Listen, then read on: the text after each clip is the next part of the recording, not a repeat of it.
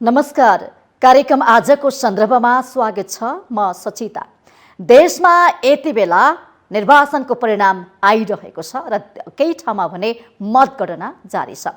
यो नतिजालाई हेर्ने भने नेपाली कांग्रेस अग्र स्थानमा देखिन्छ भने सँगसँगै नेकपा एमाले दोस्रो स्थानमा देखिएको छ र नयाँ पार्टी भनेको राष्ट्रिय स्वतन्त्र पार्टी यी दुई ठूला पार्टीलाई पछ्याइरहेको छ। माओवादी केन्द्र ठूला पार्टी भनेको र त्यसैगरी नेकपा एमालेबाट फुटेर बनेको पार्टी नेकपा एकीकृत समाजवादी पार्टी पनि पछ्याइरहेको हामी देख्न सक्छौं। तर 5 दलीय गठबन्धन थियो, यो चुनावमा होमिएका थिए। गठबन्धनले 5 दलीय गठबन्धनले भनेको थियो हामीले धेरै मत पाउँछौं, बहुमतको सरकार बनाउँछौं भनिरहँदाखेरि सोचे अनुसारको मत भने जनताले दिएका छैनन्। आजसम्मको नतिजा हेर्ने हो भने निकै कमजोर नतिजा देख्न सकिन्छ गठबन्धनको। र सँगसँगै अर्को गठबन्धन रहेको छ प्रमुख प्रतिपक्षी दल नेकपा एमालेको, उसको पनि उस्तै हालत देखिएको छ। यसले गर्दाखेरि अब कसको सरकार बन्छ, कोसँग मिलेर सरकार बनाउँछ, यो एउटा जिज्ञासाको पाटो छ भने आज हामी 5 दलीय गठबन्धनमा समावेश भएको सहकारी गरेको नेकपा एकीकृत समाजवादी पार्टीको विषयमा चर्चा गर्दैछौं। नेकपा एकीकृत समाजवादी पार्टीले पनि सोचे अनुसारको नतिजा भने यस पटकको निर्वाचनमा झार्न सकेन।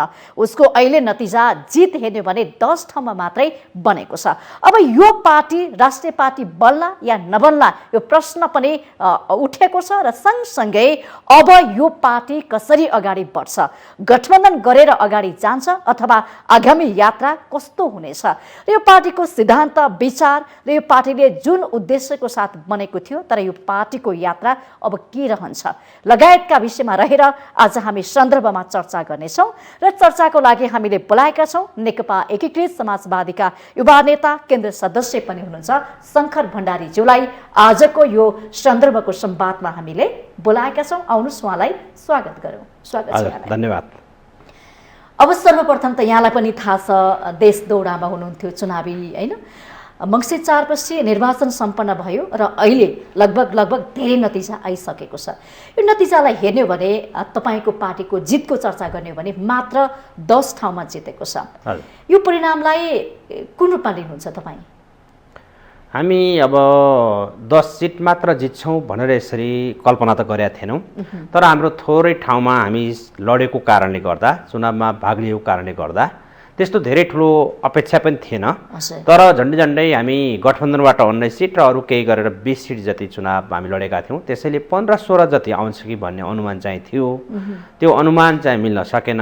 10 मा हामी झर्यौं र समानुपातिक भोट जुन हाम्रो समानुपातिक भोट हो यो असाध्यै चाहिँ कमाएको छ।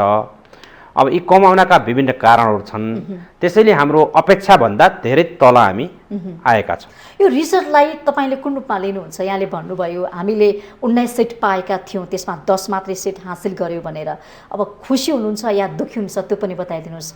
यो रिजल्ट आउनुमा प्रमुख दोषी चाहिँ कसरी ठान्छ गठबन्धनले? अब यो सबैभन्दा पहिला त हाम्रो पार्टी दर्ता गरेको पनि 1 वर्ष मात्रै पुगेको थियो। भाद्र 9 गते। अब 1 वर्ष भनेपछि अहिले झन्डै असोज कार्तिक मङ्सिरमा हाम्रो चुनाव भइहाल्यो। 1 वर्ष 3 महिना पछाडि हामीले यो प्रदेश र सङ्घको निर्वाचनमा भाग लिनुपर्ने अवस्था आयो। त्योभन्दा पहिला स्थानीय निर्वाचनमा भाग लिनुपर्ने अवस्था आयो। त्यसैले हाम्रा राष्ट्रिय एजेन्डाहरू, हाम्रा राष्ट्रिय कार्यक्रमहरू, हाम्रा पार्टीका विचारहरू, हामीले विद्रोह गर्नका कारणहरू, हाम्रो पार्टीले कसरी देशलाई समृद्धि बनाउन सक्छ भन्ने कुरा जनताका बीचमा हामीले सबै ठाउँमा पुर्याउन नसकेको अवस्था पनि एउटा थियो। र गठबन्धनमा पनि यो किन चाहिँ यस्तो रिजल्ट आयो भन्ने कुरा अहिले हामी कसरी एनालाइसिस गर्न सक्छौँ भने अहिले गठबन्धन यो अलि एउटा खिचडी टाइपको थियो। कुनै वैचारिक रूपमा, सैद्धान्तिक रूपमा र एउटा लाइन मिल्ने टाइपको गठबन्धन थिएन। एउटा प्रतिगामी भनेर हामीले ओली प्रवृत्तिका विरुद्धबाट यो गठबन्धन बनाएका थियौँ। त्यसैले हामीले चुनाव पछाडि पनि लिइहाल्यौँ। त्यसैले चाहिँ तपाईँको के भयो भनेदेखि यो गठबन्धनमा जसरी 74 सालमा कम्युनिस्टहरूको गठबन्धन भएको थियो, त्यो कम्युनिस्टहरूको लगभग 2/3 बहुमत नजिक आएको थियो। तर यो पालि कांग्रेस र हामी अनि त्यसपछि अरू चाहिँ रापरपा र एमाले यस्तो यस्तो विभिन्न दुईटा थरीका गठबन्धन भएको कारणले यो गठबन्धनलाई जनताले मन पराएनन्।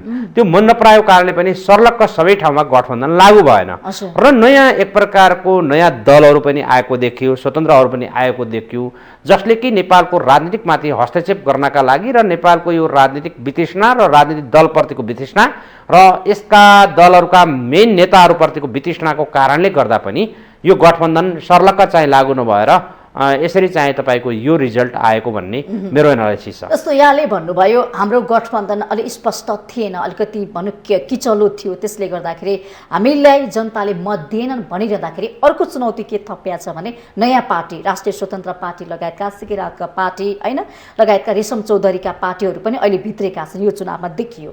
अब तपाईँको पार्टीको चर्चा गर्ने हो भने तर तपाईँको पार्टी झन् सानो हुँदै गयो, यो गठबन्धनको ओझेलमा परेको हो अथवा जनताले तपाईँको पार्टीको एजेन्डा मन पराएनन्, तपाईँको पार्टीलाई चिनेनन् बुझेनन्, तपाईँहरू त्यहाँ पुग्न सक्नु भएन, के कारण हो? हाम्रो पार्टीको त यो पहिलो निर्वाचन थियो, स्थानीय लेभल पछाडिको सङ्घ र प्रदेशको पहिलो निर्वाचन हो। तर हाम्रो भन्दा माओवादीलाई ठुलो चोट लागेको छ। माओवादी त धेरै पटक चुनाव लडिसक्यो, एमालेलाई झन् महाचोट लागेको छ। एमाले पनि 74 सालको भन्दा धेरै तल खस्केको छ, काङ्ग्रेस पनि खसेको नै छ। 74 मा 23 सिट आयो भने त्योभन्दा पहिला पुरानो चाहिँ शक्तिशाली पार्टी थियो है। त्यसैले चाहिँ तपाईँको माओवादीको 36 सिटमा अहिले चाहिँ 17-18 सिट मात्र आइपुगेको अवस्था छ प्रत्यक्षमा। त्यसैले हामी नयाँ खोलेको दल, हामीले पनि जुन अपेक्षित अनुसार हाम्रो रिजल्ट आउनुपर्ने हो त्यो आएन। त्यसैले हामी अब भर्खरै नयाँ निर्माण गरेको पार्टी भएको कारणले अब यसलाई कसरी सुधार गरेर लैजान सकिन्छ, कसरी चाहिँ जनताका बिचमा पपुलर हुने किसिमले हामीले हाम्रो पार्टीलाई अगाडि बढाउन सक्छौँ, त्यो गतिविधि हामीले गर्न जरुरी छ। पुरानै ढर्राबाट, पुरानै तरिकाबाट, पुरानै शैलीबाट हामीले पार्टीलाई अगाडि बढायौँ भने फेरि अर्को चुनावमा योभन्दा तल झर्नेछ। यदि होइन हामीले आफूलाई चाहिँ फेरि परिष्कृत गर्दै अगाडि लैजाने हो र राष्ट्रको चाहिँ तपाईँको समृद्धिको एजेन्डालाई जनताका बिचमा बुझिने गरी र व्यवहारमा पनि हामीले लागू गर्ने किसिमले अगाडि बढ्यौँ भने हाम्रो पार्टीलाई विस्तार गर्न सकिन्छ। किनभने हामी पहिलोचोटि पनि अब 10 सिट ल्याएका छौँ, त्यो पनि एक प्रकारको सन्तोषजनक त छ। तर ओझेलमा पर्यो नि त तपाईँको पार्टी। हेर्नुहोस् त, तपाईँले जसरी भन्नुभएको थियो, एउटा चुनावी अभियान चलाउनु भएको थियो, तपाईँ पनि देश दौडामा जानुभएको थियो। अब युवाको लहर आउँछ, परिवर्तन आउँछ, विकल्प रूपमा हाम्रो पार्टी आउँछ, हाम्रो पार्टी राष्ट्रिय पार्टी बन्छ भनिरहँदाखेरि तपाईँले यही टेबलमा बसेर मलाई भन्नुभएको थियो। त त्यो खालको नतिजा, त्यो खालको सङ्केत देखेन नि त फेरि। ठिक हो सतीशाजी, अहिले चाहिँ अब यो गठबन्धनको कारण, किनभनेदेखि गठबन्धनमा पनि जनताले यो गठबन्धनलाई गठबन्धन तपाईँहरूलाई थिच्या मिच्या हो, त्यसो भए भोट हालेनन् होइन। गठबन्धनमा पनि काङ्ग्रेसले सबै ठाउँमा, जस्तै माओवादी लडेको ठाउँमा, कलमै लडेको ठाउँमा सर्लक्कै भोट हालेको त देखिएन नि। जस्तै सुदूरपश्चिमकै सन्दर्भलाई जोड्ने हो भने सुदूरपश्चिममा माओवादीको 4 सिट सङ्घमा चाहिँ प्रत्यक्ष हारेको छ। किन चाहिँ प्रत्यक्ष हार्यो त? भोट दिएन होइन। त्यसैले कम्युनिस्टहरूको चाहिँ तपाईँको जस्तै काठमाडौँमा पनि सर्लक्क चाहिँ हारिएको छ होइन, 2 नम्बरमा हारिएको छ, त्यसै गरी 8 नम्बर 9 नम्बर सबै ठाउँमा हारिएको छ।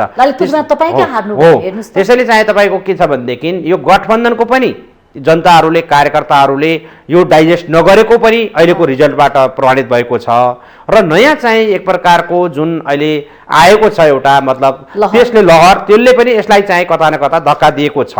र अर्को चाहिँ हाम्रो मेन कारण त के हो भने, मुख्य कारण भनेको यी पुराना राजनीतिक दलहरूले पुरानै गतिविधिबाट कामहरू बढाइरहेका छन्। मान्छेहरू वाक्क दिक्क भइसकेका छन्। ती एउटा उम्मेदवार 48 सालदेखि आजसम्म निरन्तर चुनाव लड्दैछ होइन, 5 पटक 6 पटक 7 पटक जितिरहेछ, लड्छ, फेरि हार्छ, फेरि लड्छ, फेरि लड्छ। त्यो नयाँ अनुहार पनि चाहिँ तपाईँको छैन होइन। नयाँ चाहिँ म्यान्डेट पाउने गरी नयाँ युवाहरू चाहिँ आकर्षित भएको छैनन्। जस्तै मेरै पार्टीको सन्दर्भमा तपाईँले कुरा गर्ने हो भने 40 वर्षभन्दा मुनिको सङ्घीय सांसद एकजनाले पनि दिएको छैन गठबन्धनमा।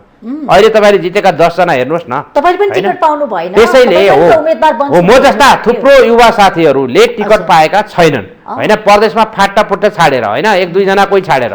त्यसैले चाहिँ तपाईँको पार्टीले नदिएको कि गठबन्धनले नदिएको? त्यसो भए अब मेन कुरा त पार्टीले पनि एकदमै अडिग भएर त्यहाँ चाहिँ तपाईँको कसिएर लाग्न सक्छ। जस्तै हाम्रो 19 सिट मध्येमा पनि 19 सिटमा युवाहरूलाई कति % सार्ने त? सार्न पर्यो नि होइन। राजनीतिक पार्टीहरूले त के भनेदेखि युवाहरू अब भविष्यका कर्णधार हुन्, अब यो पार्टी नै युवाहरूको हो अब युवाहरूको काँधमा पार्टी छ भन्ने, तर चाहिँ अवसरहरू आउँदाखेरि युवाहरूलाई वञ्चित गर्ने, यो मेरो पार्टीको मात्रै कुरा होइन, यो अरू धेरै पार्टीहरूमा, सबै पार्टीहरूमा पनि यो छ। त्यसैले युवाहरूले, नयाँ क्षमतावान भएका मान्छेहरूले, नयाँ फ्रेसहरूले पनि टिकट नपाएको अवस्था, त्यसैले यो स्वतन्त्र पार्टीमा चाहिँ नयाँ फ्रेस मान्छेहरू आइदिए नि, जसले चाहिँ तपाईँको कुनै न लगानी गरेका छन्, न कुनै त्याग गरेका छन्, न कुनै तपस्या गरेका छन्, न कुनै जनताका बिचमा गएर राम्रो काम गरेका छन्, होइन।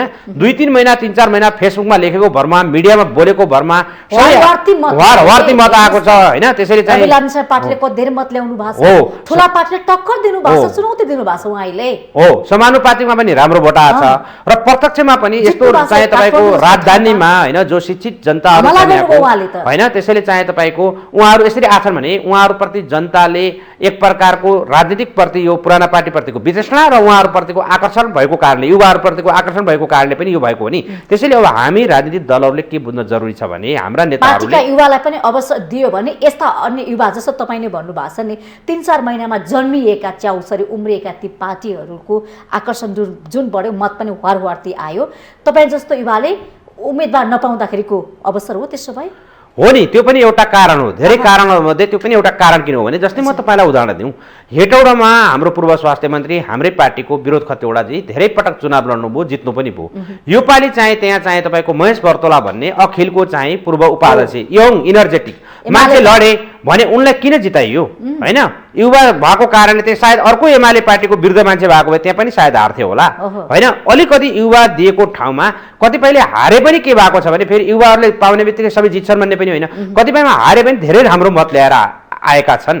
त्यसैले चाहिँ मैले भन्न खोजेको के हो भने आजको जमाना कता गइसक्यो, आजको अहिलेको युग कतातिर छ। जस्तै अहिले विश्वभरि सबै चाहिँ राजधानीमा बसेका मान्छे अथवा सहरिया इलाकाका मान्छेहरू, विश्वभरिका उनका छोराछोरीहरू, नातिनातिनाहरू विश्वभरि गएका छन्, पढ्न गएका छन्, काम गर्न गएका छन्। त्यसैले उताबाट पनि के भन्छन् भने ड्याडी, अङ्कल, दाजु, भाइ, हजुरबा, हजुरआमा, अब नयाँ मान्छेहरूलाई, फ्रेस मान्छेहरूलाई, क्षमतामान भएका मान्छेहरूलाई, केही गर्न सक्ने मान्छेलाई भोट दिउँ है, यो पुरानै चाहिँ काङ्ग्रेस, एमाले, कम्युनिस्ट, यो माओवादी सबैलाई भोट नदिउँ है भन्ने प्रकारको त्यत्रो मान्छेले गरेका छन्। अहिलेको मात्रै यो चाहिँ तपाईँको इलेक्सनमा 30 लाख नयाँ चाहिँ युवाहरू भोटर बनेका थिए। हामीले त्यसलाई मध्यनजर गऱ्यौँ कि गरेनौँ? जस्तै अहिले समथिङ 1 करोड समथिङ भोट खसेको छ, होइन। त्यसैले चाहिँ तपाईँको हो, त्यसैले चाहिँ तपाईँको के हो भनेदेखि राजनीतिक पार्टीले सोच्ने पनि त्यो पुरानै गति भयो, हेर्नुहोस्, होइन। मैले मेरै पार्टीको ठुला पार्टीले आफ्ना कार्यशैली, विचार, सिद्धान्त जुन काम गर्ने छ नीतित्व चाहिँ सुधार्नुपर्छ। किनभनेदेखि नसुधार्यो भने अहिले सुरुमा हामीले स्थानीय लेभलमा हेर्नुहोस् 3टा ठाउँमा मात्र स्वतन्त्र आएको थियो। अझ काठमाडौँमा त 30-31 वर्षको बालेनजी आउनु भएको थियो, होइन। यता चाहिँ हर्क सम्पाङ, होइन, उता गोपी हमाल आएको थियो। अहिले त यसको लहर त धेरै माथि आयो नि। अब झन्डै राष्ट्रिय स्वतन्त्र पार्टीको मात्रै 22-24 जना सांसद बन्दैछन् अब, होइन। राष्ट्रिय पार्टी बनिसक्यो, एउटा चौथो शक्ति बनिसक्यो, होइन। त्यसैले चाहिँ तपाईँको अरू स्वतन्त्र व्यक्तिहरू पनि जितेका छन् भने उहाँहरू अहिलेसम्म म नेपालको इतिहासमा तपाईँलाई भनौँ ठुलो विद्रोह नभएर, क्रान्ति नभएर, आन्दोलन नभएर कुनै पनि पार्टीहरू स्थापित भएका छैनन्। एउटै पार्टी हो राष्ट्रिय स्वतन्त्र पार्टी, जसले चाहिँ छोटो समयमा कुनै प्रकारका मोमेन्ट आन्दोलनहरू नचिरिकन आज स्थापित भएर चौथो शक्ति बनेको। जनताले जिताए हो, जनताले गठबन्धनलाई भोट हालेनन्, राष्ट्रिय स्वतन्त्र पार्टीलाई भोट दिए, त्यो जनताको हो नि त उपहार हो। त्यसैले म तपाईँलाई के जोड्दैछु भने यो जनताले किन उपहार दिए भने, होइन, यी सबै पुराना पार्टीहरूप्रतिको वितृष्णा र राज्य यिनीहरूले हाकिरहेको जनताले मूल्याङ्कन गरिराखेका छन्। कसरी यिनीहरूले राज्य हाकिराखेका छन्, किन मान्छेहरूले चाहिँ तपाईँको यहाँ दिन प्रतिदिन बेरोजगार बन्नुपर्ने अवस्था छ, किन दिन प्रतिदिन विदेशिनु पर्ने अवस्था छ, यी सबै कुराहरू, यहाँका रोड, बाटा, घाटा, होइन। जस्तै राजधानीकै सन्दर्भमा कुरा गर्ने हो भने म यहाँ राजधानीको नजिकै ललितपुरको टिकाथलीमा बस्छु, त्यहाँ चाहिँ तपाईँको निरन्तर बसेदेखि अहिलेसम्म ती खाल्टाखल्टीहरू पुरिँदैनन्। जहिले बाटाहरू त्यस्तै छन्, होइन, धुलो धुवाहरू त्यस्तै छ। अहिले हामी यो राजधानीमा छिर्ने बित्तिकै धुलो धुवा खाल्टा, होइन, यो बाइकहरू, गाडीहरू डुबेको हामी देख्छौँ बर्खामा। त्यसैले घोषणापत्रमा त्यही बन्छन् एजेन्डा, फेरि हेर्नुहोस् त दोहोरेका छन्, तेरेका छन् अधिकांश एजेन्डा हो। त्यसैले यी सबै कुराहरूको जनताले मूल्याङ्कन गरेर अब केही नयाँ मान्छेहरू, फ्रेस मान्छेहरूलाई हामी दिनुपर्छ भनेर यसरी चाहिँ भोट दिएको। तपाईँको भनाइ म सापट्टि लिन्छु, यस अर्थले गठबन्धन असफल भएको हो। त्यसो भए यो निर्वाचनमा असफल भयो, हार भएको गठबन्धन यो वास्तवमा हामीले पार्टी आएको हो, त्यसो भए हामीले पार्टीको जित भयो। यसो सचिताजी, हामीले खास गरी गठबन्धन पूर्ण रूपमा यसलाई सफल भएको मान्दैनौँ होइन। मैले एउटा राजनीतिक पार्टीको बचाउ गर्ने तरिकाबाट बोल्ने हो भने बेग्लै कुरा हो, तर स्वतन्त्र एउटा नागरिक र एउटा राजनीतिक विश्लेषकको हिसाबबाट मैले बोल्ने हो भने किन सफल भएन भने अहिले तपाईँले देखिहाल्नु भने 55-57 सिटभन्दा बढी नेपाली काङ्ग्रेसको छैन होइन। नेपाली काङ्ग्रेस हाम्रो गठबन्धन 18 सिट चाहिँ तपाईँको माओवादीको आउँदैछ होइन, जो कि चाहिँ तपाईँको 47 सिटमा लिएको थियो, हामीले 19 सिटमा लिएका थियौँ, 10 सिटमा आएको छ होइन। त्यसैले लोकसभाको हालत त्यही छ। त्यसैले समग्रमा के हो भनेदेखि यो गठबन्धन असफल भएको हो पनि भन्न सकिन्छ। असफल किन भएको भन्न सकिन्छ भने हामीले कमसे कम बहुमत त ल्याउनु पर्छ नि। अहिले यत्रा दलहरूको गर्दा पनि बहुमत नपुग्ने अवस्था छ होइन, मिनिमम बहुमत त नपुग्ने अवस्था छ। त्यसैले यसको समीक्षा हुनुपर्छ। अब चाहिँ यो गठबन्धनलाई हामीले नयाँ तरिकाबाट नयाँ चिराबाट अगाडि बढ्नुपर्छ। म त मेरो पार्टीमा म के भन्न चाहन्छु भने यो गठबन्धन कायम राख्ने हो भने फेरि पनि हालत खराब हुन्छ अर्को निर्वाचनमा। त्यसैले हामीले यो गठबन्धनलाई तोड्नुपर्छ। अब कम्युनिस्टहरूको एउटा गठबन्धन गर्नुपर्छ, गठबन्धनै बनाउने हो भने वाम गठबन्धन, सरकार पनि त्यसरी निर्माण गर्नुपर्छ र डेमोक्रेटहरूको एउटा गठबन्धन बनाउने नै हो भने पनि होइन भने राजनीतिक पार्टी हामी चाहिँ तपाईँको जहिले पनि हामी निर्वाचन लड्छौँ भनेर दर्ता गरेकै छौँ, काङ्ग्रेससँग चाहिँ अब होइन मिल्ने हो। त्यसैले यो जनताले रिजेक्ट गरे नि त, जनताले रिजेक्ट गरे। जनताले तिमीहरूको गठबन्धन त्यति चाहिँ राम्रो छैन भनेर जनता भनेका त जनार्दन हुन्, उनीहरूले मत दिए पो हामी चाहिँ राजनीतिक पार्टीहरू बलियो हुन्छौँ। त्यसैले चाहिँ तपाईँको यो कारणले गर्दा अबको सरकार जब बन्ने अब अभ्यासमा छन्, यहाँ राष्ट्रपतिको कुरा छ, प्रधानमन्त्रीको कुरा छ, उपराष्ट्रपतिको कुरा छ, सभामुखको कुरा छ, मन्त्रीहरूको कुरा छ। यहाँ व्यक्तिगत स्वार्थलाई केन्द्र गरेर बनाउनुभन्दा पनि अब राष्ट्रिय स्वार्थलाई, देश समृद्धि बनाउने स्वार्थलाई केन्द्रबिन्दु बनाएर सरकार बनाउनुपर्छ। कङ्ग्रेसले चाहिँ डेमोक्रेटतिरको चाहिँ तपाईँको समात्नुपर्छ। कम्युनिस्टहरू फेरि चाहिँ जति तिता मिठा भए पनि एक ठाउँमा गोलबन्द भएर फेरि पार्टीका अध्यक्ष त म त छोड्दिनँ गठबन्धन, म त वर्षौँसम्म लान्छु भन्नु भएको छ नि त। फेरि भन्न त प्रधानमन्त्रीले पनि 15 वर्षसम्म यो गठबन्धन लान्छु भनेर बोल्नु भएको थियो ठाउँ ठाउँमा। हाम्रो पार्टीको अध्यक्षले पनि बोल्नु भएको थियो, अरूले पनि बोलेका छन्। तर जनताले अब यो गठबन्धन आवश्यकता छैन भनेर त अहिलेको रिजल्टले चाहिँ बताइसक्यो नि त। त्यो चाहिँ मत परिणाम त जनताले त त्यो दिइसके नि त होइन। हो यदि चाहिँ यो गठबन्धनलाई डाइजेस्ट गरेर होइन 2/3 बहुमत अथवा 2/3 नजिक दिएको भए पनि एउटा चाहिँ समीक्षा गर्न सकिन्थ्यो। त्यसैले चाहिँ तपाईँको यसलाई जनताले पूर्ण रूपमा रिजेक्ट गरेको छ भन्ने बुझ्न सकिन्छ। पूर्ण रूपमा रिजेक्ट किन गरेको छ भने चाहेको जस्तो कुनै पार्टीको पनि मत परिणाम छैन। ल हामी त 1 वर्षदेखि खोलेको मात्र हो। काङ्ग्रेसको छ न माओवादीको झन् कति कमजोर, तपाईँको पार्टीको हालत पनि उस्तै छ हो। त्यसैले हामी त भर्खर खोलेको पार्टी हो, तर अरू पार्टीहरू हेर्दाखेरि जस्तै कङ्ग्रेसको हेर्नुहोस्, कङ्ग्रेसले चाहिँ तपाईँको कति सिट न ल्यायो प्रत्यक्षमा होइन, 57-58 पुर्याउन पनि गाह्रो छ। माओवादीलाई 74 मा 36 भएको झन् यो पालि 18 मा झर्नु परेको छ होइन। हो काङ्ग्रेसलाई के हो भने कम्युनिस्टहरू गठबन्धन भएको बेला सिट त पाएको थियो नि, 19 सिट भागवण्डा मिलाउँदा त राम्रै सिट पाएको थियो नि त, राष्ट्रिय पार्टी बन्ने खालको सिट त पाएको थियो, तर मत आएन जित हो। त्यसमा पनि झन्डै हाम्रो त 50% हामीले मात्र जित्न सफल भयो नि त। त्यसैले के हो भने गठबन्धन भइसकेपछि त 3टा पार्टीका दलहरूका भोटहरू मिलायो भने सब एमाले भन्दा त बढी भइन्छ नि होइन, सर्लक्क भोट हाल्यो भने। तर जनताले त्यो सर्लक्क भोट हालेन नि होइन, त्यसको समीक्षा गर्न जरुरी छ। अब भर्खरै चुनावको मत परिणाम आइराखेको छ। हामी पार्टीहरू विभिन्न पार्टीहरूका मिटिङहरूमा बसेर आफ्ना कमिटीहरूमा छलफल होला र त्यसको मूल्याङ्कन गरेर नयाँ तरिकाबाट अगाडि बढ्नु। अब यो गठबन्धनको बहुमत नआउने भयो, तपाईँ आफैले भन्नुभएको छ हामी कमजोर भयो, कमजोर देख्यौँ, निर्वाचनले हामीलाई कमजोर रूपमा स्थापित गरिसकेको छ भन्नुभयो। अब तपाईँको चाहना छ गठबन्धन चाहिँदैन, हाम्रो पार्टी जे हो त्यो पार्टीलाई अगाडि बढाऊ, पार्टी बलियो बनाऊ, सुदृढीकरण गरौँ, सङ्गठन विस्तार गरौँ भन्ने चाहना छ। नेतृत्वले त्यो कुरा मान्छ त, त्यसो जान्छ त? अबको समीकरणको चर्चा हाम्रो पार्टीभित्र सबै कुरा हामीले मात्र भनेको लागू हुन्छ भन्ने होइन, हामीले बहस छेड्ने हो, छलफल छेड्ने हो। जस्तै तपाईँको मिडिया मार्फत मैले आफ्ना व्यक्तिगत धारणाहरू राखेँ। म मेरा पार्टीका केन्द्रीय कमिटीका बैठक भएका ठाउँमा, तत्त बैठक भएका ठाउँहरूमा म चाहिँ आफ्ना धारणाहरू राख्छु र आफ्ना आवाजलाई बुलन्द गरेर लैजान्छु। त्यसै गरी अरू थुप्रो त्यहाँभित्रका केन्द्रीय नेताहरू, अरू नेताहरू हुन सक्नुहुन्छ होला भोलि पर्सि, अरूले पनि बोल्नु होला, अरूले पनि बोलिराख्नु भएको छ। त्यसैले के हो भने यो आफ्नो विचार आफ्नो बहस छेड्ने हो। अब पार्टीको बहुमत जसले पुग्यो जहाँ जसले भन्यो त्यो त पार्टीको निर्णय त मान्न पर्यो। आफ्नो चाहिँ एजेन्डा सहित अगाडि बढे पनि पार्टी निर्णय गरेपछि त्यसलाई लागू गर्न पर्यो। त्यसैले चाहिँ तपाईँको के हो भने हामीले अहिले जनताको मतलाई देशको मतलाई बुझेर मूल्याङ्कन गरेर बोल्ने हो। जस्तै अहिले हामी चाहिँ तपाईँको जनताको मतमा हामी त्यति राम्रो पाएको छैनौँ, हामी एकदम पपुलर पार्टी भयौँ भनेर भन्न त मिलेन नि। नेपाली काङ्ग्रेसले लियो नि हैन त, प्रत्यक्ष फाइदा त नेपाली काङ्ग्रेसलाई भयो। होइन गठबन्धनको उसलाई 2074 सालको रिजल्टलाई हेरेर त फाइदा भयो, किनभने 2074 सालमा 23 सिट मात्र कङ्ग्रेसको आएको थियो। उसले नेकपाको पार्टी फुटाउन सफल भयो, कम्युनिस्टलाई विघटन गराउन सफल भयो, कम्युनिस्टको सरकारलाई डाल्न सफल भयो। त्यो सफल भएको कारणले 23 सिटबाट यति माथि सिट पुर्याउन सफल भयो। तर उसको पार्टी पनि नेपाली काङ्ग्रेसको पार्टी पनि पुरानो पार्टी हो होइन, कुनै बेला चाहिँ एक्लै बहुमत ल्याउने पार्टी हो। त्यसैले आफ्नो साग त नेपाली काङ्ग्रेसले पनि गिराएकै छ।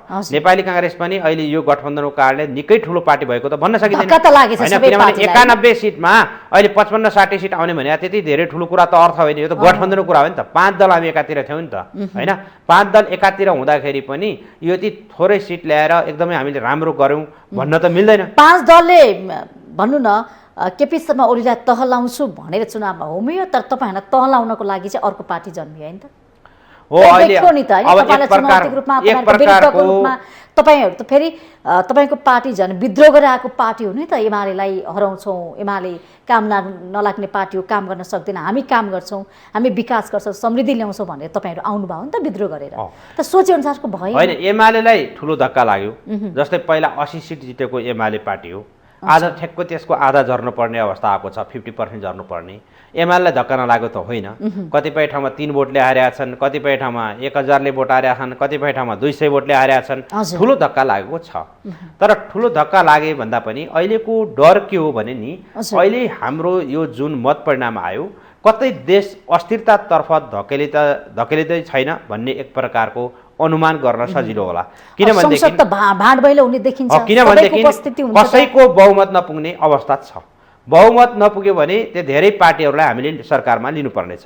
धेरै पार्टी सरकारमा गयो भने कसैको चित्त नबुझ्ने बित्तिकै फेरि त्यो सरकार ढल्ने अवस्था छ। फेरि यो संसद 5 वर्ष टिक्छ कि टिक्दैन भन्ने आशंकाहरू छन्। हुन त अहिले हतारो नै होला, हामी मत परिणाममै छौँ, तर यो अस्थिरता हो, यो अस्थिरता हुने सम्भावना बढी छ। किनभनेदेखि कमसेकम गठबन्धनको पनि 2/3 बहुमतको नजिक भएको भए होइन, अथवा कुनै नेपाली काङ्ग्रेस, कुनै एमाले अथवा कुनै समाजवादी, कुनै अरू पार्टीको पनि चाहिँ बहुमत आएको भए एक प्रकारको स्थिरतातिर हुन्छ कि भन्ने डर थियो। अब त यो सरकारलाई विभिन्न टालाबालाले हामीले बुझ्नुपर्ने जस्तो अवस्था देखेको छ।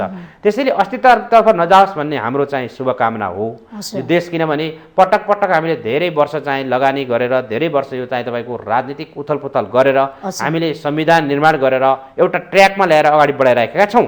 अब हाम्रो देशलाई राजनीतिक आन्दोलनभन्दा पनि समृद्धिको आन्दोलन चाहिन्छ होइन, विकासको आन्दोलन चाहिन्छ, सुखी नेपाली बनाउने आन्दोलन चाहिन्छ भन्ने हो। त्यतातिर केन्द्रित गर्नुपर्ने ठाउँमा फेरि राजनीतिक मोमेन्ट, राजनीतिक चाहिँ तपाईँको क्रान्ति गर्नुपर्ने अवस्था पनि आउन सक्छ कि जस्तो लागेको छ। यो अस्थिरतालाई रोक्नका लागि मैले त अहिले के पनि बहस छेड्ने गरेको छु भने यो समानुपातिक प्रणालीले पनि समस्या ल्याइराखेको छ। हेर्नुहोस्, समानुपातिक प्रणालीले किन ल्याइराखेको छ भने हरेक पार्टीको समानुपातिक सिट कोही न कोही आइहाल्छ। त्यो समानुपातिक सिट आयो भने कसैको बहुमत पुग्न दिँदैन, कसैलाई ठुलो दल बन्न दिँदैन। त्यसैले चाहिँ तपाईँको त्यसले पनि अस्थिरतातिर ल्याउँछ र यो समानुपातिक प्रणालीले पनि के गरिराखेको छ भने विकृति पनि ल्याइराखेको छ कतिपय ठाउँमा होइन। खारेज गर्नुपर्ने तपाईँहरूको माग, मेरो चाहिँ आफ्नो पर्सनल विचार, यो समानुपातिक प्रणाली पनि हटाउनुपर्छ भन्ने मेरो आफ्नो विचार हो। किनभनेदेखि सुन्नुहोस्, म यसको जस्टिफाई तपाईँलाई गर्छु। यो किन हटाउनुपर्छ भने समानुपातिक प्रणालीले एकातिर त यो अस्थिरतातर्फ लिने पनि देखियो होइन संसदलाई, अर्कोतिर यहाँ चाहिँ तपाईँको नेताहरूले जस्तै विभिन्न जात जाति पिछडिका क्षेत्र, मधेस, पहाड, तराई, महिला, दलित जे भने पनि यहाँ चाहिँ जसको पावर एक्सेस छ नेताहरूसँग उसले चाहिँ उनीहरूको मात्रै नाम राख्ने चलन देखियो नि त। पहिलो नम्बरमा, दोस्रो नम्बरमा कतिपय नेताहरूका श्रीमतीहरू होइन, कतिपय चाहिँ नेताहरूका आफन्तहरू, यो कोटा आरक्षण हो। अनि कतिपयलाई चाहिँ पैसा दिएर चाहिँ समानुपातिकमा राख्ने चलन, यसले गर्दा यो विकृति पनि आयो नि त होइन। जस्तै एकदमै दलितको चाहिँ पिछडिएको महिला छन्, तर त्यो दलितभित्रको पनि टाठो बाटो अलि केही भएको, अलि नेतासँग एक्सेस भएको महिलाले मात्रै चान्स पाउँछ नि त होइन। त्यो सबै दलित महिलाले चान्स पाउने त होइन, मधेसीभित्रको पनि त्यही हो होइन पिछडिएको क्षेत्रको पनि त्यही हो। त्यसैले विभिन्न जाति समुदायलाई यो निर्वाचनले हामीलाई धेरै कुरा सिकायो, देखायो, पढायो, धेरै कुरा हामीले सिक्ने अवसर पनि पायौँ। अब सच्चिनुपर्छ भन्ने कुरा देखाएको छ है। हो, असाध्यै। किनभनेदेखि देशलाई हामीले धेरै पटक राजनीतिक अब यो घटनाक्रमहरूले, आन्दोलनहरूले, यी चुनावहरूले, निर्वाचन परिणामले हामीले अनुभव गरिसकेका छौँ, बुझाइसकेका छौँ हैन। तर हरेक पटक हामीले के भने के गर्दैछौँ, आन्दोलनलाई, पार्टीलाई, राजनीतिक मतलब पार्टीलाई हामीले आरोप लाएर देशलाई चाहिँ समृद्धि गर्न सकेनौँ भन्नु मात्रै अबको ठुलो कुरा छैन। अब वास्तवमा जनताका दुःख सुखमा हामीले मलम लाउने गरी हैन देश समृद्धि भयो भने त्यसै जनतालाई चाहिँ तपाईँको राहत हुन्छ। जस्तै अमेरिका, क्यानाडा विश्वका विकसित देशहरू जति छन् ती विश्वका विकसित देशहरूका नागरिकहरू त बेरोजगार भएर मर्न त कोही पर्दैन नि, किनभने संसारभरिबाट बरु त्यहाँ बेरोजगार जान्छन् होइन। अब कामै नगर्ने अल्छी त्यस्तो मान्छे भयो भने बेग्लै कुरा हो। त्यसैले देश समृद्धि हुने बित्तिकै, देशमा चाहिँ विकासको ढोका फुट्ने बित्तिकै स्वतः त्यो देशका नागरिक धनी हुन्छन्, स्वतः त्यो देशका नागरिक चाहे तपाईँको समृद्धिमा जान्छन्। त्यसको लागि त राम्रो नेतृत्व आउनु पर्यो नि त, त्यसलाई राम्रो सरकार बन्नु पर्यो हैन। काम गर्नको लागि त तपाईँले सुख नेपाली, समृद्ध नेपालको चर्चा गर्नुभएको छ नि त। रोजगार दिनको लागि त राम्रो व्यक्ति आउनु पर्यो, राम्रो नेतृत्व आउनु पर्यो नि त। अब कसको नेतृत्व आयो भने चाहिँ हामीले खोजेको हाम्रो घोषणापत्रमा जुन हामीले सङ्कल्प पत्र भने वाचा गरेका छौँ नि, जनताको घर दैलोमा जाँदाखेरि रोजगारी दिन्छौँ, गरिबी हटाउँछौँ, बेरोजगारलाई हटाउँछौँ होइन, देशलाई आर्थिक क्रान्ति गर्छौँ भन्ने कुरा चाहिँ कसरी आउँछ त्यसो भए? कसको नेतृत्व? अहिले चाहिँ जुन यो सिनमा देखेका नेताहरू छन्, फेरि पनि प्रधानमन्त्री हुनका लागि जो तयार भएका छन्, यी नेताहरूबाट फेरि पनि मुलुकले नयाँ आशा गर्न सक्दैन। तपाईँलाई म नाम दिन्छु, गगन थापाको युवा हुनुहुन्छ, उहाँको नाम पनि आएको छ चर्चामा, उहाँले दाबी पनि गर्नुभएको छ होइन। अब फेरि शेरबहादुरको नाम आउँछ, तपाईँको अध्यक्षजीको नाम पनि आउँछ, प्रचण्डजीको पनि नाम आउँछ। यतापट्टिको चर्चा गर्ने भने यी प्रयोग भइसकेका जति पनि नेताहरू छन्, यी प्रयोग भइसकेका नेताहरू फेरि पनि प्रधानमन्त्री भएर यो मुलुकको कायापलट गर्छन् र नयाँ चाहिँ तपाईँको चिराबाट अगाडि बढ्छन् भन्ने आशा जनतालाई कम छ होइन। अब कोही फरक तरिकाले अब युवा क्षमतामान होइन, कोही अहिलेसम्म प्रयोग नभएको नेता चाहिँ आउनुभयो भने होइन, उहाँले चाहिँ केही नयाँ चरणको काम गर्नुभयो, नयाँ तरिकाले बढ्नुभयो भने हामी हेर्न बाँकी छ। नत्र यी जुन चाहिँ टाउकै नेताहरू छन्, मेन नेताहरू छन्, नेपाल पनि तपाईँको पार्टी, हरेक पार्टीको, मैले कुनै मेरो पार्टी र अर्को पार्टीको कुनै गरिनँ, जो प्रयोग भइसकेका पनि प्रधानमन्त्री बने दाउमा हुनुहुन्छ नि तपाईँको पार्टी। ठिक छ, दाउमा त उहाँहरू जति पनि नेताहरू हुनुहुन्छ, उहाँहरू नेताहरू त्यो चाहिँ बेडमा नसुतेसम्म, सुतेर पनि प्रधानमन्त्री चलाउन खोज्नुहुन्छ होइन, उहाँ मृत्यु नभएसम्म होइन, आर्यघाट नगएसम्म कुनै पनि नेताको चाहना छ कि तपाईँको पार्टीको चाहना चाहिँ आफ्नो पार्टीको अध्यक्ष होइन।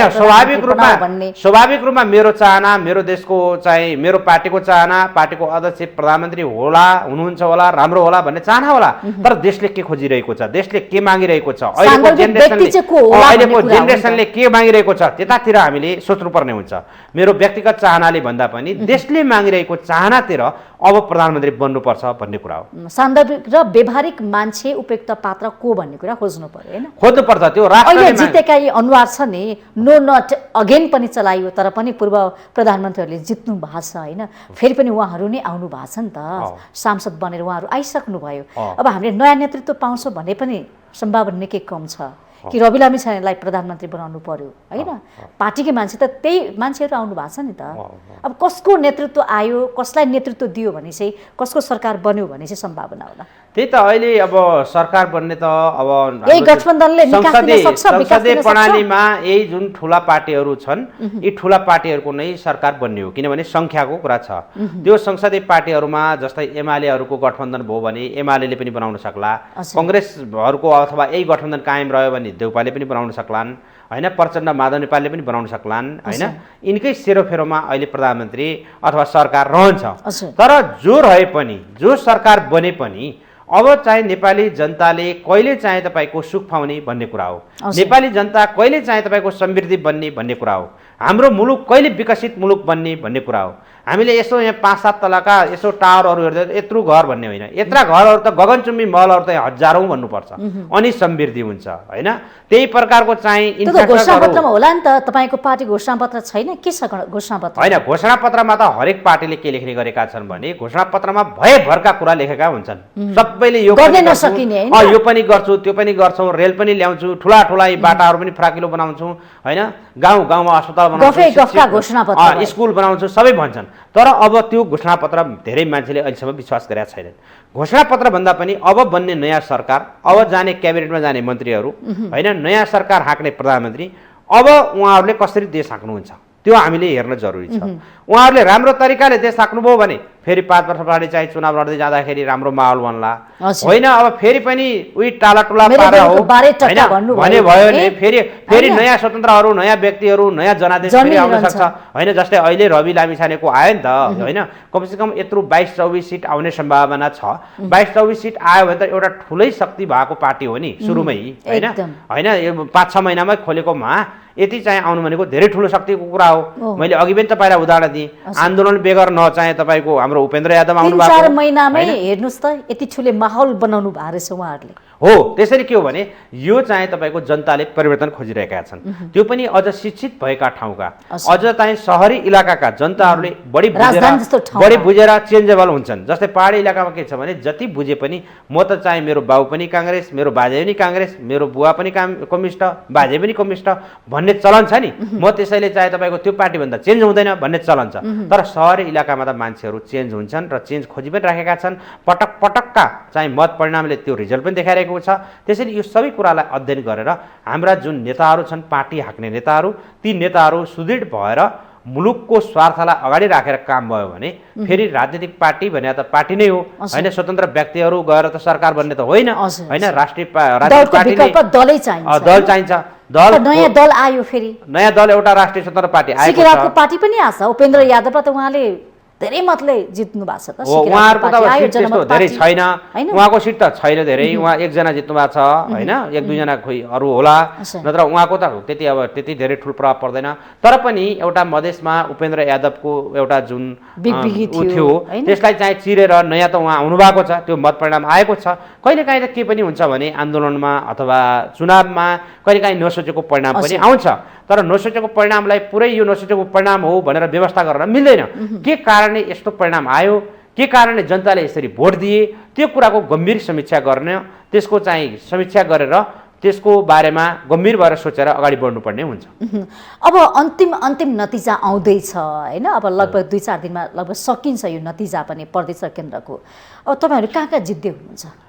आइसकेको त भइहाल्यो, अब कहाँ अब हाम्रो अहिलेसम्मको आँकडा हेर्दाखेरि अग्रस्थानमा त हाम्रो पार्टी कतै देखेको छैन। धेरै ठाउँको आइ पनि सकेको छ, होइन अब कुनै ठाउँमा त्यस्तो छ भन्ने छैन। इलाममा चाहिँ अब झलनाथ खनालको ठाउँमा त्यहाँ अलिकति विवाद के भनेर भइराखेको छ। अब मैले त्यति धेरै उहाँले फेरि हारिसक्नु भयो, मत परिणाम त आइसकेको छ र त्यो के छ हुँदैछ, होइन अघि अब त्यो के विवाद यसको फेरि छानबिन हुनुपर्छ, के हुनुपर्छ भनेर बोल राख्नु भएको छ, त्यो मैले बुझ्नु बाँकी छ। त्यसैले धेरै ठाउँमा अब हाम्रो मत परिणाम प्रत्यक्षमा 10 भन्दा बढी बढ्ने सम्भावना देखिँदैन। समानुपातिक अब राष्ट्रिय पार्टी बन्यो भने हाम्रो फेरि सङ्ख्या बढ्छ। तर पूर्व प्रधानमन्त्री जस्तो व्यक्तिले पनि हार्नुभयो पटकको निर्वाचनमा, तपाईँका पार्टीका वरिष्ठ नेताले, यसलाई कुन रूपमा लिने? अब उहाँले जनताले मत परिणाम हालिसकेपछि, मत दिइसकेपछि जनताको रिजल्ट के छ, जनताले उहाँलाई किन डाइजेस्ट गर्नु भएन, त्यो त प्रधानमन्त्रीज्यूले समीक्षा गर्ने, पूर्व प्रधानमन्त्रीज्यू झलनाथ कमरेडले समीक्षा गर्नुपर्ने कुरा हो। किनभनेदेखि मैले अघि पनि पार्टीलाई पनि यस पटकको निर्वाचनमा जनताले राष्ट्रिय पार्टी बनाउन चाहेको देखिएन के हो। यसका पछाडि मैले अघि पनि गठबन्धनको छुट्टै होला, तर तपाईँको पार्टीको भूमिकामा पनि जनताले संख्या चाहिँ पैदा गरेको देखियो। यसका पछाडि मैले अघि सुरुमै भने 4-5 वटा कारण मैले भने। पहिलो कुरा, हामी भर्खर नयाँ खोलेको पार्टी, नयाँ खोलेको भने किन चाहिँ रवि लामिछानेको आयो भन्नु होला, होइन नयाँमा पनि जित्न सकिन्छ भन्ने दाबी हैन स्थापित त्यसको क्वेशन गर्नु होला। त्यसैले मैले त्यसलाई कसरी भन्छु भने हाम्रो पार्टीले अरूभन्दा केही फरक गर्न सकेन कि, होइन हामीले विद्रोह गरेर फरक गर्छौँ, हामीले आत्मसमीक्षा गर्न जरुरी छ। पार्टीको विकल्पमा हामी हौ, हामी ठुलो पार्टी बन्छौँ, एमालेबाट विद्रोह किन गरौँ भने हामी काम गर्ने पार्टी हौँ भने हो नि त। त्यो भने अनुसार त देखिएन के। हामीले जनतालाई बुझाउन सकेनौँ कि, अथवा हामीले हाम्रो व्यवहारमा चाहिँ प्रयोगमा ल्याउन सकेनौँ कि, किनभनेदेखि हामीले जनतालाई आकर्षित गर्नका लागि हाम्रो पार्टी अरूभन्दा भिन्न पार्टी हो, यो तरिकाको भिन्न हो, मुखले मात्रै कुरा गरेर होइन कि व्यवहारमा पनि हामी यो गर्न चाहन्छौँ भन्ने प्रकारले हामीले बुझाउन नसकेको हो कि, अथवा हामी चाहिँ तपाईँको जस्तै गठबन्धनमा सरकारमा गयौँ, गठबन्धनमा गएका हाम्रा क्याबिनेटका मिनिस्टरहरू लिडरहरूले राम्रो व्यवहार गर्न सके कि सकेन, त्यो जनताले मूल्याङ्कन सबै गरेर हाम्रो साइजलाई निर्धारण गरेको होला। त्यसैले हामीले यसमा आफूलाई चाहिँ हाम्रो कमजोरीलाई सुधार गर्दै जनताका बिचमा फेरि चाहिँ आफूलाई सच्याउँदै हार्नु भयो नि त।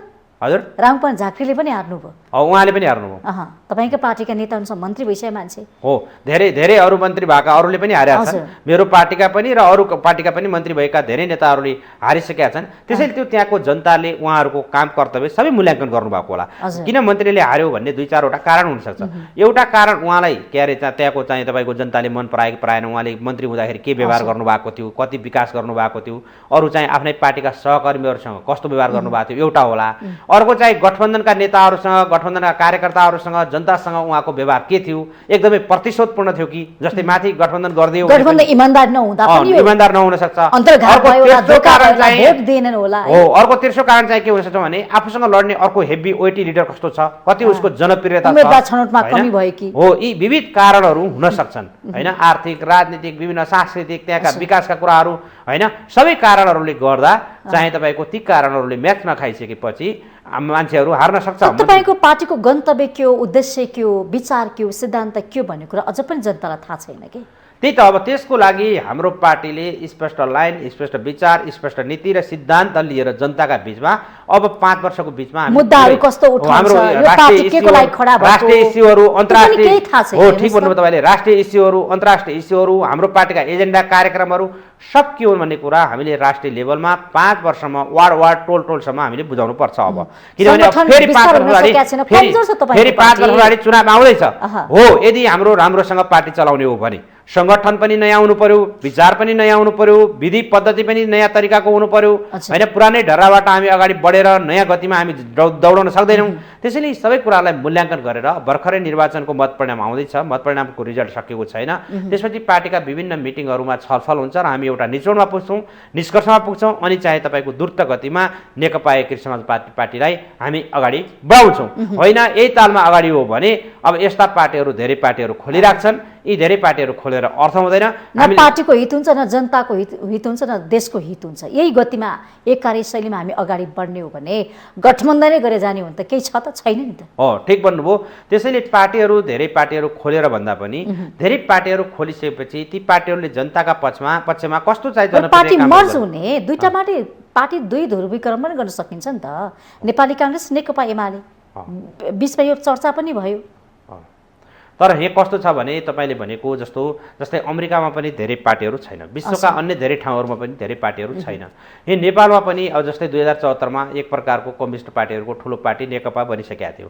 अर्कोतिर कांग्रेस थियो अरू सानातिर पार्टी भए पनि त्यसैले यो पनि मर्ज हुने प्रक्रियामा थियो तर हाम्रो राजनीतिक पार्टीका नेताहरू के गर्छन् भने यी जुङ्गाको लडाईँ लड्छन् आफ्नो सिट कता हुने अगाडि हुने कि पछाडि हुने हैन आफ्नो पोजिसन कहाँ हुने यी सबै कुराहरू आफूलाई केन्द्रबिन्दुमा राखेर निर्णय गर्छन् यो चाहिँ नेपालको राजनीतिमा ठुलो रोग छ तपाईहरुले भन्नु पर्यो नि त पार्टीका नेताहरुमा पार्टीका शीर्ष नेताहरुमा यो प्रकारको रोग छ यो प्रकारको प्रवृत्ति छ भने तपाईले खबरदारी गर्नु पर्यो खरो रूपमा बहस गर्नु पर्यो यो प्रवृत्ति अन्त्य गर्नु पर्यो हैन व्यक्तिको नेताको स्वार्थ भन्दा पनि देशको हित हुने काम गर्नु पर्यो भनेर खोइ त तपाईले कुरा उठाउन सक्नु भएको छैन युवा त भन्ने उमेरको मात्र युवा हो सोचको युवा एउटा विकासको युवा हैन युवामा पनि एउटा त सपना हरेक पार्टीमा हरेक चाहिँ तपाईको व्यक्तिहरूले नेताहरूले कार्यकर्ताहरूले यस्ता क्वेशनहरू जबरजस्त रूपमा उठाइराखेका छन् तर नेताहरूले कति सुन्ने कति नसुन्ने भन्ने कुरा हो जस्तै अहिले कारबाही गरिन्छ अहिले पनि सुन्नु विरोध गर्नेलाई त कारबाही पनि गरिन्छ नेताहरूले कारबाही पनि गर्छन् पार्टीबाट निष्कासन जस्तै तपाईले हेरिहाल्नु भयो केपी ओलीको विरुद्धमा बोल्दाखेरि भीम रावलको हालत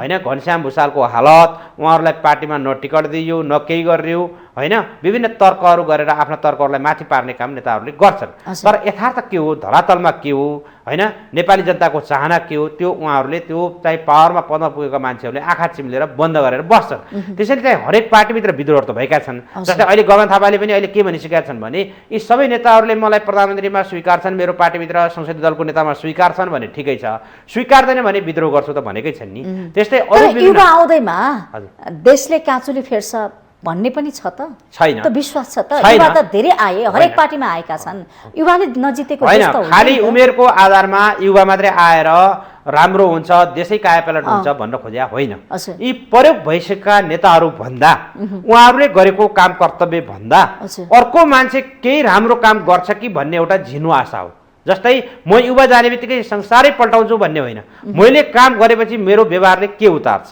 हैन आशा त गर्न पर्यो, आशा नै पुरै मार्नु त भएन। तपाईसँग भिजन हुनु पर्यो। त्यसैले मसँग भिजन हुनु पर्यो, काम गर्ने इच्छा शक्ति हुनु पर्यो, प्रगति गर्ने खालका त एजेन्डा हुनु पर्यो नि त। ठीक भन्नुभयो, एजेन्डा हुनु पर्यो, प्लान हुनु पर्यो, कार्यक्रम हुनु पर्यो, काम गर्न क्षमता हुनु पर्यो, कार्यान्वयन गर्न सक्दैन एजेन्डा ल्याएर पनि हैन, एजेन्डा हेर्नुस् त त्यो सबै वर्षौंदेखि लागू गर्न एजेन्डा सक्ने पावर पनि हुनु पर्यो, म्यानेजमेन्टको पावर पनि हुनु पर्यो, व्यवस्थापन गर्न सक्ने। त्यसैले यी सबै कुराहरूलाई गर्न सक्ने लिडर चाहियो भनेर त हामीले भनिराखेका हो हैन। कुनै पार्टीमा छ त?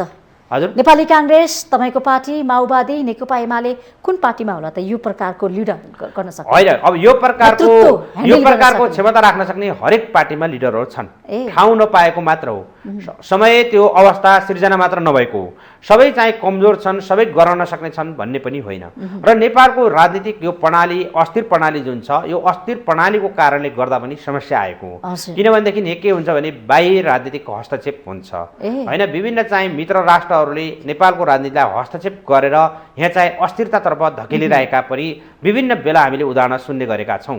त्यसैले यी विविध कारणहरूले गर्दा यहाँ काम गर्न सक्ने मान्छेले पनि काम गर्न खोजे पनि काम गर्न नसकेको पनि अवस्था देखिन्छ। त्यसैले हरेक पार्टीभित्र त्यस्ता नेताहरू नभएका होइनन्, तर उहाँहरूले आफूलाई अब खारिँदै लगेर हैन कुनै हिचकिचाहटका साथ जबरजस्त काम गर्नुपर्ने पाँचौं पटक प्रधानमन्त्री भइसकेका, दुई पटक प्रधानमन्त्री भइसकेका, पार्टीका अध्यक्ष भइसकेका मान्छेहरूले पनि काम गर्न सकेनन्। पार्टी त असफल भयो नि। पार्टी असफल होइन, ती भएका व्यक्तिहरूले असफल भएका हुन्। ती व्यक्तिहरूले गर्दा काम गर्दा जुन काम कारबाही गरे उहाँहरूको कारणले गर्दा असफल भएको। असफल पनि यसलाई दुईटा तरिकाले हामीले हेर्नुपर्छ। जस्तै नेपालको राजनीतिक परिवर्तन गर्ने, आन्दोलन गर्ने क्रममा उहाँहरू सफल हुनुभयो। पुराना दलका यी सबै हाम्रा पार्टीका सबै दलका पुराना नेताहरू र विकास गर्ने, समृद्धि गर्ने, देशलाई चाहिँ तपाईँको एउटा नयाँ फड्को सहित हैन विकसित देशहरू जस्तै अगाडि लैजाने कुरामा उहाँहरू असफल हुनुभयो। त्यसैले उहाँहरू आफ्नो पालामा जुन चाहे उहाँहरूले आन्दोलन गर्नुभयो, जेल पर्नुभयो, विभिन्न यो चाहिँ प्रजातन्त्र ल्याउनेदेखि लिएर गणतन्त्र ल्याउनेदेखि लिएर बहुदलीय व्यवस्था ल्याउने कुरामा उहाँहरू सफल भएको, उहाँहरूलाई पूर्ण रूपमा असल पनि भन्न सकिँदैन। त्यसैले चाहिँ यी सबै कुराहरूलाई मध्यनजर गरेर अबको समय भनेको, अबको युग भनेको विकासको युग हो, समृद्धिको युग हो हैन। हामी त्यो खोजिरहेछौँ, किनभने हाम्रा नजिकका छिमेकी राष्ट्रहरू। तर पनि सुन्नुहोस् न, विकासको लागि धेरैचोटि हामीले बहस गर्यौँ, समृद्धिको लागि धेरैचोटि हामीले हैन बहस गरेका छौँ, चर्चा गरेका छौँ। अब चाहियो विकास, अब ल्याउनुपर्छ समृद्धि भनेका छौँ। हरेक पार्टी र हरेक नेताको मुखमा झुन्डेको छ विकास र समृद्धि। तर कहाँबाट आउँछ समृद्धि? कुन ठाउँबाट आउँछ? कुन क्षेत्रबाट प्राप्त हुन्छ समृद्धि? हैन कुन ठाउँबाट काम गर्यो भने समृद्धि प्राप्त हुन्छ? कहिलेदेखि सुरु गर्ने? त्यो केही छ त? मोडल छ त हामीसित? हामीसँग मोडेल छैन, क्षेत्र छ हामीसँग मोडेल छैन। हामी भन्छ विकास र कृषि भन्छौँ, समृद्धिको लागि पर्यटन क्षेत्र, होटल भन्छौँ। त सुरु कहाँबाट गर्यो भने समृद्धि आउँछ त? ठ्याक्क हो, ठ्याक्क भन्नुभयो सदस्यजी।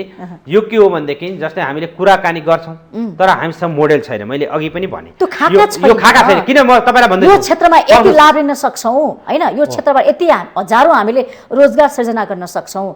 जलविद्युतको क्षेत्रबाट, पर्यटनको क्षेत्रबाट, होटलको क्षेत्रबाट, कृषिको क्षेत्रबाट हैन। त जडीबुटी पनि छ नि त हाम्रो नेपालमा। कुन कुन क्षेत्रमा कतिबाट हामी लाभ गर्न सक्छौँ, आर्थिक क्रान्ति गर्न सक्छौँ भने त्यो एउटा म्यान्डेट त छ। हो, त्यसको कारण तपाईँले जुन क्वेसन उठाउनु भयो यो के हो भनेदेखि हामीले जुनसुकै पार्टी आए पनि, जुनसुकै सरकार आए पनि, सरकारमा गइसकेपछि यो काम गर्छौँ भनेर कमसेकम कमन एजेन्डा हुनु पर्यो नि आर्थिकका लागि। जुनसुकै पार्टीको सरकार आओस्, त्यो कम्युनिस्टको आओस्, त्यो काङ्ग्रेसको आओस्, कुनै स्वतन्त्रहरूको आओस्, तर हाम्रा एजेन्डाहरू यी हुन्। जस्तै कृषि क्रान्ति हामी यसरी गर्छौँ, पर्यटन क्रान्ति हामी यसरी गर्छौँ, जलस्रोतमा क्रान्ति हामी यसरी गर्छौँ भनेर सुन्नुहोस्, कुरा गर्छन् काम सुरु त्यही त सुन्ने भनेर सानो कामबाट सुरु गर्नु पर्यो। पहिलो कुरा त हाम्रो सबभन्दा सानो काम यो तरकारी होला नि, गोलबेडा सोलबेडा, किनभने हामी कृषि क्रान्ति, गोलबेडा हामीले इन्डियाबाट किन्ने काम बन्द गर्नु पर्यो, प्याज हामीले इन्डियाबाट किन्ने बन्द गर्नु पर्यो। सामान्य कुरा चामल दाल हामीले विदेशबाट किन्ने काम बन्द गर्नु पर्यो, नेपालमा उत्पादन गर्नेतिर लाग्नु पर्यो, आत्मनिर्भर बन्नेतिर लाग्नु पर्यो। त्यसैले ठुला ठुला कल कारखाना त हामी एकैचोटि हामीले गर्न नसकौँला, किनभने बन्द छन्। खोलेका हामीले बनाइएका कल कारखाना पनि अलि बन्द छन्, ओझेलमा परेका छन्, सञ्चालन गर्न सक्छौँ नि त हामीले। हो, ठिक। त्यसैले भनेको के भने सानातिना कामबाट हामीले सुरुवात गर्दै ठुला ठुला मेगा प्रोजेक्टतिर हामीले हात हाल्दै जानुपर्ने हुन्छ। त्यसका लागि के हुन्छ भने हाम्रो पार्टीले यो काम गर्न सक्छ त? गर्छ। हाम्रो पार्टीले काम गर्नुपर्छ, हाम्रो पार्टीले मात्र होइन सबै पार्टीले काम गर्नुपर्छ। यो जुन पार्टीले राम्रो पार्टी भन्ने त खोइ त फरक होइन। सुन्नुहोस् न, जुन पार्टीले राम्रो काम गर्यो त्यो पार्टीलाई त जनताले मूल्याङ्कन गरेकै हुन्छन् नि, मूल्याङ्कन गर्छन् पनि। त्यसैले मैले भन्न खोजेको के हो भने हाम्रो देशभन्दा गरिब, गए गुज्रेका, धेरै नराम्रा भएका, कुनै पनि त्यहाँ आर्थिक स्रोत नभएका देशहरू त बने भने हाम्रो देश किन नबन्न सक्ने भन्ने कुरा हो हैन। त्यसैले चाहिँ तपाईको के हो भने त्यसका लागि नेपालको राजनीतिक स्थिर हुनु पर्यो, नेपालका चाहिँ राजनीतिकलाई ड्राइभ गर्ने लिडरहरू भिजनरी हुनु पर्यो, भिजनरी भएर त्यसलाई प्रयोगमा ल्याउनु पर्यो, त्यसैले हाम्रो देश बन्छ। अब होइन अब यही पनि चाहिँ तपाईको मन्त्रीमा जाने आफ्नो मन्त्री पदलाई कसरी सुरक्षित बचाउन सकिन्छ, विभिन्न विवादित बाहिर आउन सकिन्छ हैन, पदको लोभमा बसेर जागिरी पकाउँ भन्ने दृष्टिकोणमा गए भने, प्रधानमन्त्री पनि त्यस्तै दृष्टिकोणमा गए भने, जुन ब्युरोक्रेटमा बसेका जति पनि कर्मचारीहरू छन् त्यस्तो दृष्टिकोणमा गयो भने देश बन्दैन। देश बनाउनका लागि कतिपय रिस्की केसहरू लिएर पनि हामी अगाडि बढ्नुपर्ने हुन्छ हैन। ठुला ठुला मेगा प्रोजेक्टहरू कसरी ल्याउने क्षमता त कुनै पार्टीको नेतामा देखिया छैन। अहिलेसम्म नदेखेर नयाँ पार्टी आए हैन, विकल्पहरू आइराखेका छन्, विकल्पहरू कमान्डरहरू हामी हौ भने आइसक्नु भएको छ होइन, उहाँहरूलाई पनि हामीले हेर्न बाँकी छ। जस्तै अहिले जनताले जनमत त दिए, भोट न दिए, त्यो पनि त्यस्तो धेरै दिया छैनन्, एउटा शक्तिको रूपमा उदयमान गरे। अब उहाँहरूलाई हेर्न बाँकी छ। यदि उहाँहरू जुन अहिले जितेर आउनुभएको व्यक्तित्वहरू हुनुहुन्छ उहाँहरूले राम्रो काम गर्नुभयो, जनतालाई प्रभाव पार्ने काम गर्नुभयो भने उहाँहरूलाई फेरि दोहोऱ्याउनु होला, फेरि उहाँहरूको पार्टीलाई अझ बलियो पार्टी बनाउनु होला। यदि होइन फेरि उनीहरू पनि अरू पार्टी जस्तै, अरू कार्यकर्ता जस्तै, अरू नेता जस्तै भयो भने उहाँलाई पनि बिदाई गर्छ। सचिन्छ कि सचिन्न? हाम्रो पार्टी सचिनुपर्छ, हाम्रो पार्टीलाई सच्याइन्छ, किनभनेदेखि हामी जहाँ जहाँ गल्ती कमजोरी गऱ्यौँ यही हाम्रो गल्ती कमजोरी भयो भन्नुपर्छ। हामीले त्यस्ता धेरै ठुला गल्ती कमजोरी गरे त छैनौँ, यसरी गरे होइन भने आफ्नो पार्टीलाई फेरि डिफेन्स गर्यो भन्नु होला तपाईँले, किनभनेदेखि हामी भर्खरै खोलेको पार्टी हो, हामीले अरबौँ करोडौँ रुपियाँ भ्रष्टाचार गरेर देश डुबाएको पनि छैनौँ, उद्योग धन्दा कल कारखाना खोलेका पनि बेचेका पनि छैनौँ। त्यसैले हामीले के गर्न सकेनौँ भने यो 1 वर्षको पिरियडमा हामीले चाहिँ तपाईँको जनतालाई बुझाउन सकेनौँ, हामीले नयाँ तरिकाबाट अगाडि बढ्न सकेनौँ, नयाँ तरिकाबाट नेतृत्व अगाडि हामीले जन्माउन सकेनौँ, रचनात्मक काम गर्न सकेनौँ। त्यसैले हामीले जनतालाई बुझाउन नसकेको कारणले गर्दा हामीलाई जनताहरूले साइजमा राख्दिएका छन्। त्यसैले यो साइजमा राखेको कुरालाई हामी गम्भीर रूपमा जनतासँग समीक्षा गर्दै माफी माग्दै हामीले सुदृढ भएर अगाडि जानुको विकल्प नै छैन। आजको सन्दर्भको यो संवादमा आइदिनु भयो त्यसको लागि धन्यवाद छ। धन्यवाद तपाईँलाई पनि। हजुर, आज हामीले कार्यक्रम आजको सन्दर्भमा बोलाएका थियौँ नेकपा एकीकृत समाजवादी पार्टीका केन्द्रीय सदस्य युवा नेता शङ्कर भण्डारीज्यू। उहाँको पार्टीको बीचमा हामीले समीक्षा गऱ्यौँ र त्यति सँगसँगै जुन चुनावी नतिजा आइरहेको छ यो नतिजामा उहाँको पार्टी निकै तल परेको छ, कारणका विषयमा र गठबन्धन अब कसरी अगाडि बढ्छ, कसको नेतृत्वमा सरकार बन्छ, को प्रधानमन्त्री बन्छ लगायतका विषयमा हेरेर चर्चा गऱ्यौँ। कार्यक्रमबाट म पनि ओझेल पर्छु। माउन्टेन टेलिभिजन HD हेर्दै रहनुहोला। नमस्ते।